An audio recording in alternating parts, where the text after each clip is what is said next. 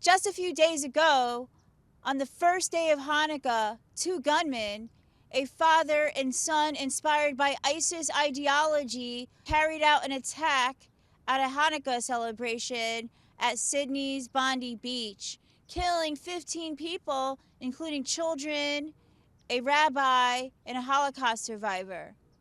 We asked members of Congress what concrete steps should be taken to address threats against Jewish communities. We need to allocate immediately more resources for the nonprofit security grant program, which protects places of worship, whether they are Jewish or Muslim or Christian.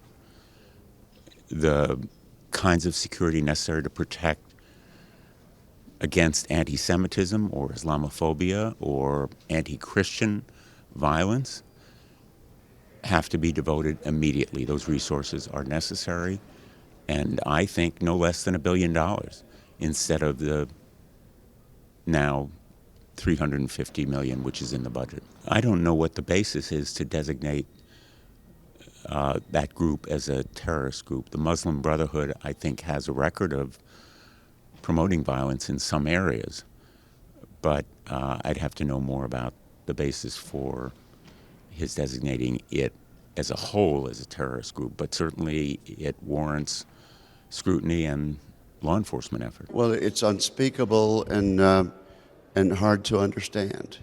I can't imagine how anti-Semitism, which we thought had been tamped down after World War II, has arisen again. It's a concern, and it can't be tolerated. And the leaders around the world leaders, particularly the democracies, need to speak out very strongly against it. Our universities need to do a better job of instructing the next generation about this problem. There's no place for it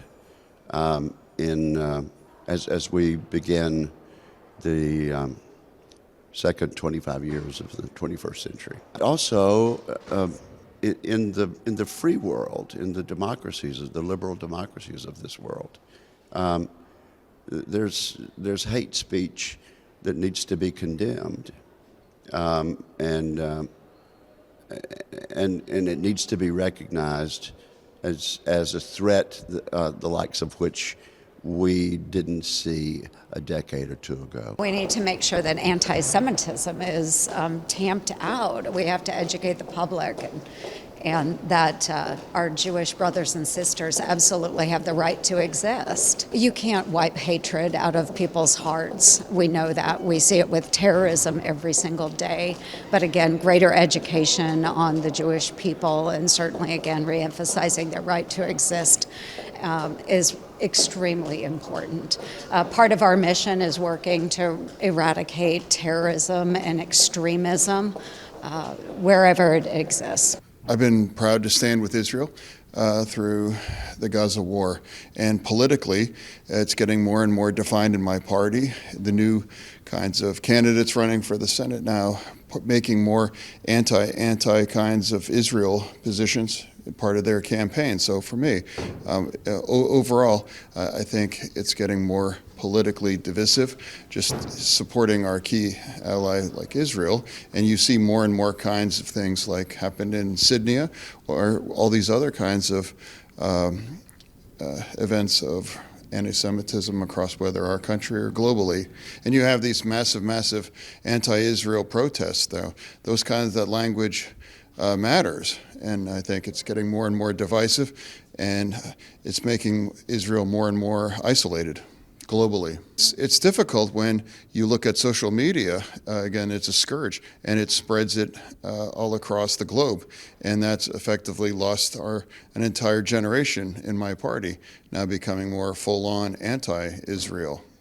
First of all, my heart bleeds for the Jewish community. I can't even imagine what it's like to be now in the holidays going through that. In fact, my daughter and my granddaughter were at a Hanukkah event on Sunday, and it was way too much security needed, and that has an impact on children when they see that, and then they start asking questions. Why are we targeted? It's absolutely atrocious what's happening. We have lots of laws on our books, and we need to make certain that we're enforcing those laws. We need to make sure all the institutions that are in charge of making sure that that's done is taken care of.